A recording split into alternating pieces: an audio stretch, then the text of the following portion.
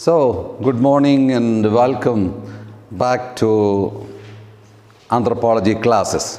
Okay, well, we had already introduced the theme and we said every epoch had enough knowledge about man, and our epoch is also having enough knowledge about man, but then even our epoch has not completely discovered the full knowledge about man. That was what was a quotation from Heidegger. And then we said the approach that we are going to take is a historical one, because man is found in space and time. Yes, man is situated in space and time. Therefore, a historical approach to man. And then historical approach means, well, we have to also go into the history of Western philosophy as to see how man was understood. And then various dimensions about man. And finally, the last chapter will be a synthesis and a formulation of our vision about man. So that is what we had already said in the previous class. And now some more preliminary remarks about man. Preliminary remarks means, well, slowly we are entering into a kind of historical search for the root of anthropology. In other words, in the history of Western philosophy, how the topic anthropology was dealt with. So that will throw more light into. So in other words, in the history of Western philosophy, how the topic anthropology was dealt with. That is what we are going to say. Therefore, a few sentences for you to remember, I will dictate. That is, first of all, the title will be Philosophy of Man, Some Preliminary Remarks. Philosophy of Man, Some Preliminary Remarks.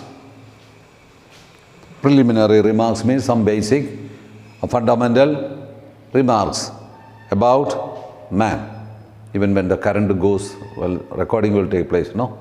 Oh, okay, very good, no problem. All right. So, some preliminary remarks. So, for the first point that we need to be very clear about is that philosophy of man as a strict discipline is a late arrival. Philosophy of man as a strict discipline is a late arrival. A late arrival. What does it mean? Yes, philosophical anthropology as a branch of philosophy, as a strict discipline, is of later origin. In other words, in the beginning, you don't find even the terminology philosophical anthropology. Clear? So, in other words, well, man was studied from different perspectives. That is the thing. Clear? As such, there was no proper study of man, but then it's only. In the beginning, we had several approaches to man. He was studied from the point of view of soul and body.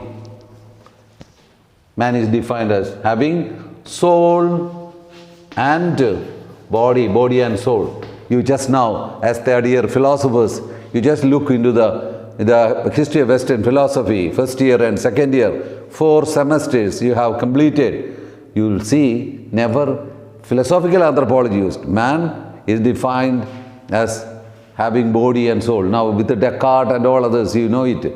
So I don't have to go into. That's why I told you the beginning itself as a homework, a kind of recap of your first year, second year, philosophical understanding of man, God and ethics.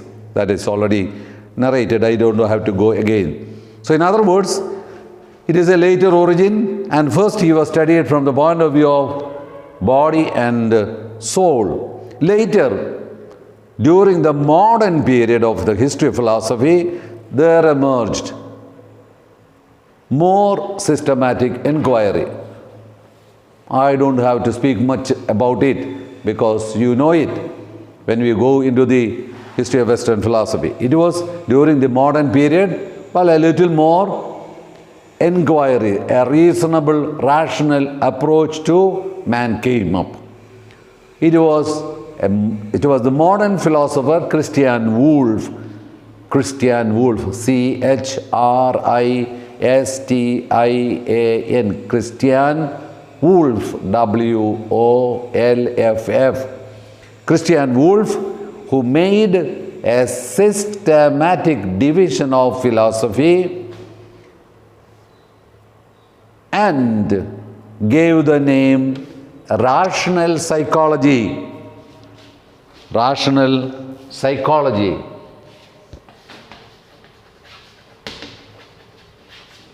Rational psychology. Even then, we have not used the terminology anthropology, clear. So later on in the modern period, it was Christian Wolff who made a systematic division of philosophy and gave the name rational psychology for the science that dealt with man. For the science that dealt with man. So, instead of naming it anthropology, he divided philosophy and created a section called rational psychology, and that was considered to be the subject that dealt with man or anthropology. Later, it was Immanuel Kant. Later, it was Immanuel Kant. Immanuel, I-M-M-A-N-U-E-L.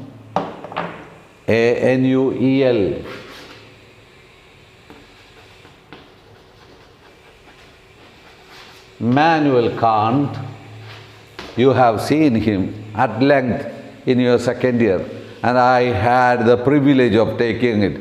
Therefore, you will not ask any doubt about it. Yes, whatever it is. Later, it was Immanuel Kant who actually gave the contemporary name philosophy of man. Clear?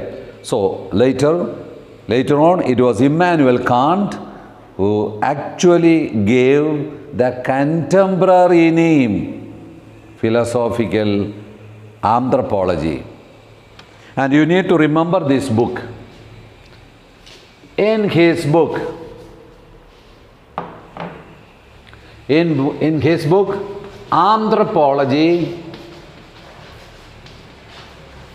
Anthropology from a pragmatic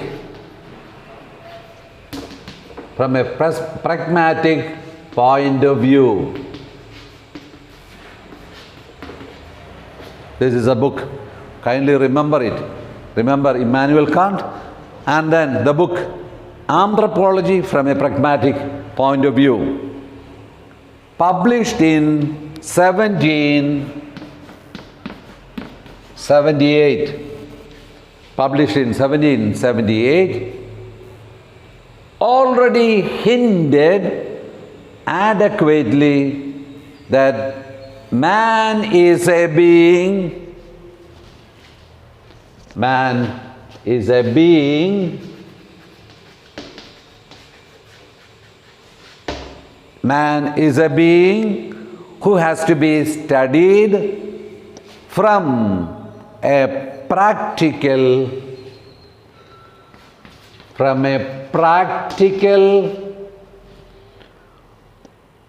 moral point of view.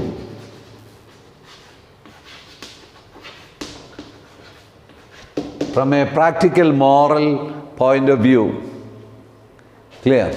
So in other words, it was Immanuel Kant who actually gave the contemporary name philosophy of man in his book Anthropology from a Pragmatic Point of View, published in 1778, already hinted adequately that man is a being who is to be studied from the point of view of practical moral point.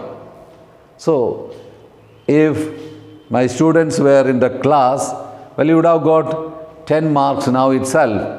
The question probably, if you were in the class, I would be asking is, well, what are the books written by, major books written by Immanuel Kant? Yes, namely, critique of pure reason, critique of practical reason, critique of judgment. And now, here, he is already giving a hint, after having dealt with the what do I know, in other words, conditions of the possibility of knowledge. What are the conditions of the possibility of knowledge? 3, namely transcendental aesthetics. There we deal it with the categories of space and time, and then transcendental analytic, the 12 categories, and then transcendental dialectic. The human mind is capable of forming ideas. So, with the help of space and time, as a priori, because it is prior to our experience. Clear? And then, human beings are having categories, quality, quantity, relation into 12 categories. Human beings are capable of forming ideas about man, God and world. Therefore, with these ideas you imprint on the object that you perceive. So that is how. And then he said, with that you cannot understand man, because man cannot be understood from a particular in a space and time. Yes, he is a project to be discovered with a span of time. That's the point. Therefore, in a particular moment you cannot know. That's why he, towards the end of the Critique of Pure Reason, there is a particular section called the ultimate purpose of the pure use of reason. The ultimate purpose of the pure use of reason. And precisely he kept that one at the end of the great encyclopedia called Critique of Pure Reason, precisely to open his new book, namely Critique of Practical Reason. So there he deals with what should I do. In other words, here too, anthropology from a pragmatic point of view already hinted adequately that man is a being who has to be studied from a practical moral point of view. That is what is being dealt in the Critique of Practical Reason. So in other words, from the theoretical reason he goes into the practical reason. So, well, it is here you have the foundation of anthropology. And then if you look at the early ancient Greek philosophy, medieval philosophy, and modern philosophy up to Kant, well, you have the same problem. A man was studied from the different perspectives, and that is what we will deal later. And now, well, we are now